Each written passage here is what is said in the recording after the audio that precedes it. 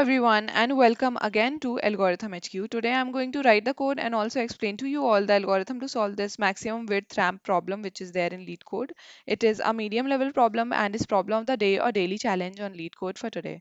I'm going to code the solution in Java, but for people who code in different languages that is other than Java, this video will definitely be useful because I'm going to explain the approach on the blackboard before coding the solution. तो चलिए फिर start करते हैं इसको श्री कृष्ण का नाम लेकर। हम लोगों को इस क्वेश्चन में ना एक रैंप नाम का वर्ड डिफाइन करा हुआ है।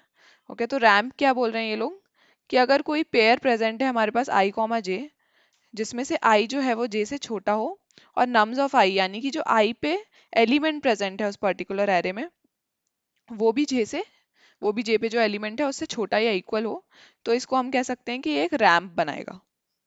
ओके, ये एक रैंप बनाएगा आई टू जे और इसकी विड्थ क्या कहलाएगी जे माइनस आई।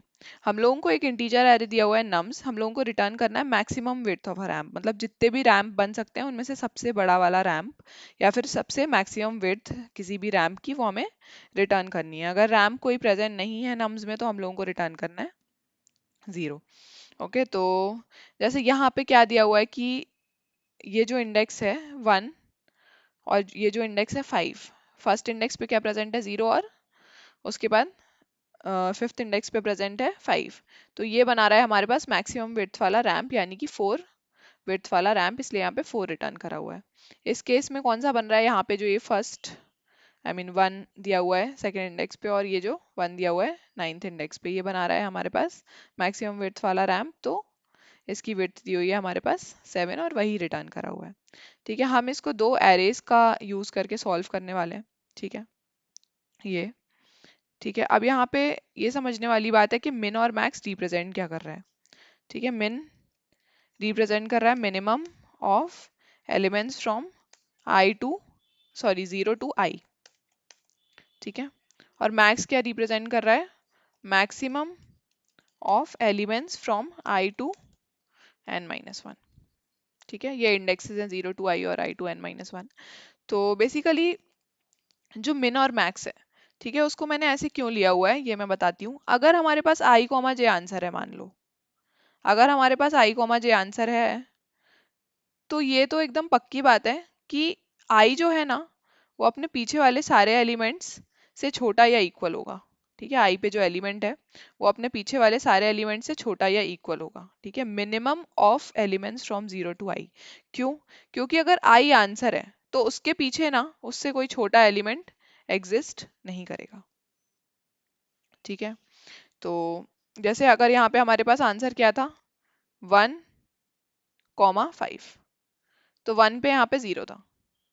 ठीक है, 1 पे यहाँ पे 0 था। तो अब जब यहाँ पे 1 पे 0 आ रहा था तो अगर यहाँ पे मान लो 0 के पहले कुछ होता, 0 के पहले यहाँ पे अगेन 0 होता मान लो। ठीक है, अगर यहाँ पे 0 होता तो फिर i is equal to 1, I is equal to 1 answer होता ही नहीं। i इज इक्वल टू 0 से आंसर स्टार्ट होता है ना, i इज इक्वल टू 0 से आंसर स्टार्ट होता। क्यों? क्योंकि हम लोगों को विड्थ करनी है मैक्सिमाइज। ओके, अब वही सेम केस है जे के लिए।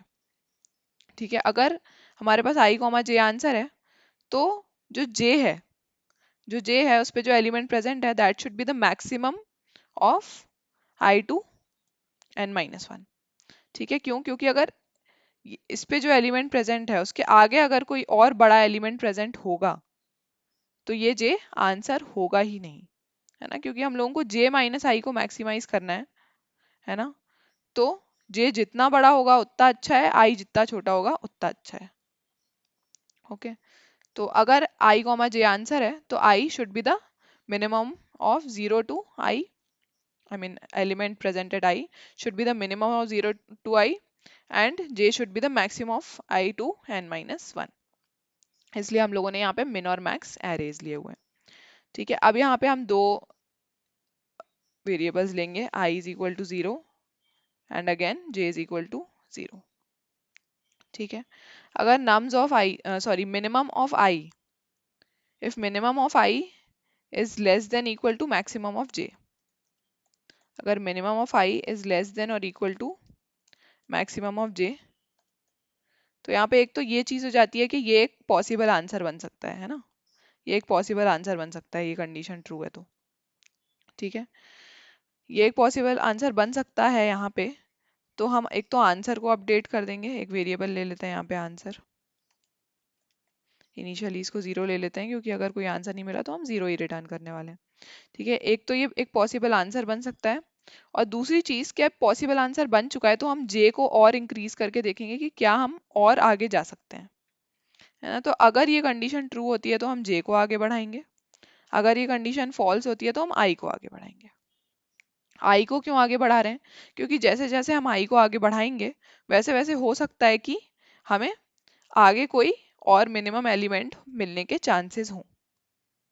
ठीक है, हमें आगे कोई और मिनिमम एलिमेंट मिलने के चांसेस हों, तो इसलिए हम आई को आगे बढ़ा देंगे। ठीक है, हम इन दोनों को तब तक ही आगे बढ़ाएंगे जब तक हमारे पास जो जे है वो मैक्स से कम हो, मैक्सिमम की लेंथ, मतलब इस एरे की लेंथ से कम हो या नम्स की लेंथ से कम हो। ठीक है, नहीं तो index out of bounds exception आ जाएगा।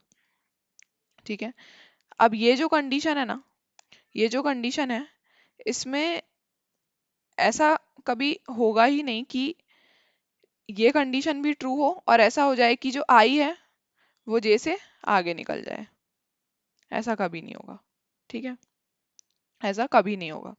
क्यों, क्योंकि जो आई है उस पे क्या हम ट्रैक कर रहे हैं, मिनिमम। ठीक है, तो जैसे ही आई और जे सेम होंगे, ये और ये सेम होंगे, ठीक है, तो ये दोनों में से कौन सा बड़ा होगा, हमेशा मैक्स वाला बड़ा होगा, या तो ये दोनों इक्वल होंगे। ठीक है, क्योंकि अगर यहाँ पे हम मिनिमम ट्रैक कर रहे हैं, यहाँ पे हम मिनिमम ट्रैक कर रहे हैं, तो इन सब का मिनिमम जो है, पीछे वालों का मिनिमम है, वो इस पर्टिकुलर इंडेक्स पे प्रेजेंट होगा और यहाँ पे मैक्सिमम प्रेजेंट होगा। ठीक है, तो अगर मान लो कि यहाँ पे कुछ बड़े एलिमेंट्स थे भी, अगर यहाँ पे कुछ बड़े एलिमेंट्स थे भी, तो इस पर्टिकुलर एलिमेंट पे आके हम मिनिमम जब ले रहे हैं तो ये वाला पर्टिकुलर एलिमेंट मिनिमम बन जाएगा। ठीक है, और वैसे ही अगर यहाँ के लिए देखें कि यहाँ पे कुछ छोटे एलिमेंट्स थे भी, तो भी इस पर्टिकुलर एलिमेंट पे आके हमें मैक्सिमाइज करेंगे आंसर। तो ज़्यादा से ज़्यादा किसी भी इंडेक्स पे सेम हो सकते हैं एलिमेंट्स, पर ऐसा कभी नहीं होगा कि मिनिमम ऑफ आई इज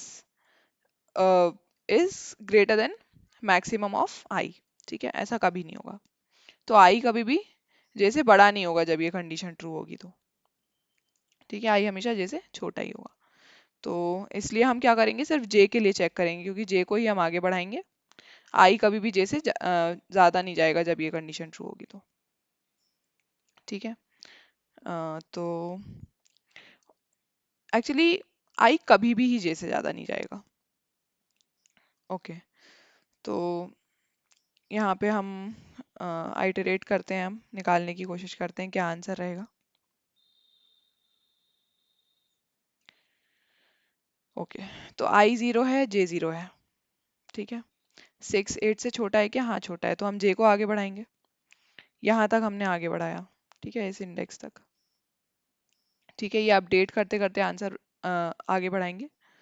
तो सबसे पहले जे माइनस आई क्या था, 0 था, तो ये 0 ही रह गया। फिर जे 1 हुआ, आई 0 था तो ये हो गया 1। ठीक है, फिर उसके बाद जे 2 हुआ, आई 0 ही रहा तो जे हो गया, सॉरी आंसर हो गया 2। फिर जैसे हम इस पे आएंगे, इस वाले पे, यानी कि जैसे ही हमारे पास जे होगा 3, ठीक है, वैसे ही हम ये देखेंगे कि जो 6 है वो 5 से बड़ा है, यानी कि जो आई पे एलिमेंट प्रेजेंट है वो जे से बड़ा है, तो हम क्या करेंगे, आई को आगे बढ़ाएंगे। ठीक है, अब हम आ गए हैं आई 1 पे और जे 3 पे।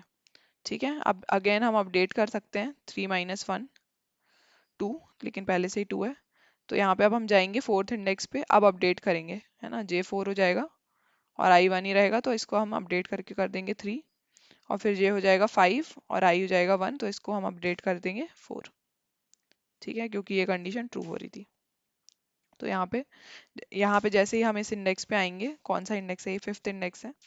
ठीक है, फिफ्थ इंडेक्स पे आएंगे, उसके बाद हम आगे नहीं जा सकते। क्यों, क्योंकि मैक्स की लेंथ 6 है और हम फिफ्थ इंडेक्स तक ही जा सकते थे, तो आंसर आ जाएगा हमारे पास 4 और हम 4 रिटर्न कर देंगे।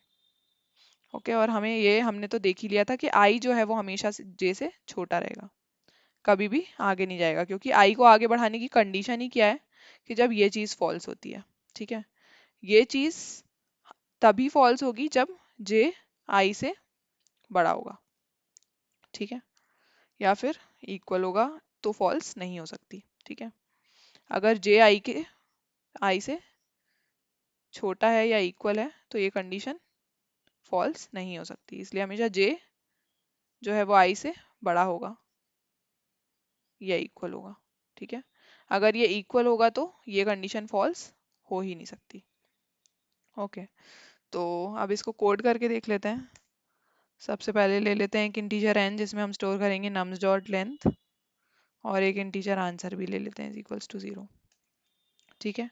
फिर दो एरेज बना लेते हैं, int min is equals to new int nums dot length,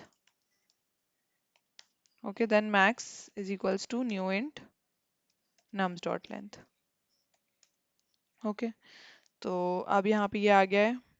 अब एक काम करते हैं, यहाँ पे min of 0 is equals to nums of 0 ले लेते हैं, और max of n minus one is equals to nums of n minus one, ठीक है। अब यहाँ ले लेते हैं int I is equals to 1, I less than nums dot length की जगह n ही लेना था, sorry, and then I plus plus. अब यहाँ पे हम क्या करेंगे, min ऑफ I को अपडेट कर देंगे यहाँ पे math dot min of I comma हमारा जो करंट nums ऑफ I है, मतलब min of I minus one comma nums of I, okay. तो ये हमने मिनिमम को अपडेट करने का लूप लिख दिया है। अब हम मैक्सिमम एरे को अपडेट करने का लूप लिख दे देते हैं, जैसे यहाँ पे आएगा i minus two n minus two, sorry, i should be greater than equal to 0, and यहाँ पे आएगा i माइनस माइनस। यहाँ पे min लिखा हुआ है तो यहाँ पे मैक्स कर देते हैं, यहाँ पे भी मैथ डॉट मैक्स आएगा, ओके। यहाँ पे i प्लस वन आएगा और यहाँ पे नम्स ऑफ i ही आएगा, ठीक है। ये तो सीधे सीधे हमने दो लूप्स लिख दिए हैं। अब वो जो हम कर रहे थे, एक इंटीजर ले लेते हैं i इज इक्वल्स टू 0, एक ले लेते हैं j इज इक्वल्स टू 0, ठीक है। और फिर उसके बाद यहाँ पे लेंगे अब एक वाइल लूप, ठीक है, while j is less than n, ठीक है, while j is less than n। तो हम क्या चेक करेंगे, वो condition if nums of i is less than equal to nums of j, if it is, sorry, nums नहीं, min of i is less than equal to max of j। इस condition में क्या कर रहे थे, एक तो हम आंसर को अपडेट कर रहे थे, answer is equals to math dot max of answer comma j minus i, और दूसरी चीज कर रहे थे हम j को बढ़ा रहे थे, है ना, कि और बड़ा हम लोगों को रैंप का विड्थ मिल सके, और नहीं तो हम क्या करेंगे, i को बढ़ा देंगे, ठीक है। अब ये लूप जब एंड हो जाएगा तो सिंपली हम रिटर्न कर देंगे आंसर। अब यहाँ पे रन करके देख लेते हैं। ओके, यहाँ पे कुछ गलती हो रही है आई गेस। यहाँ पे मिन लिख दिया है मैंने, मैक्स आना चाहिए। ओके, रन करके देख लेते हैं फिर से। Okay, sample test cases pass हो रहे हैं, सबमिट करके देख लेते हैं। और कोड सक्सेसफुली सबमिट भी हो गया है। बट जाने से पहले please do not forget to like the video and subscribe to my channel if you haven't already. Also do tell me my improvement points in the comment section. That's it for the video. Radhe Radhe.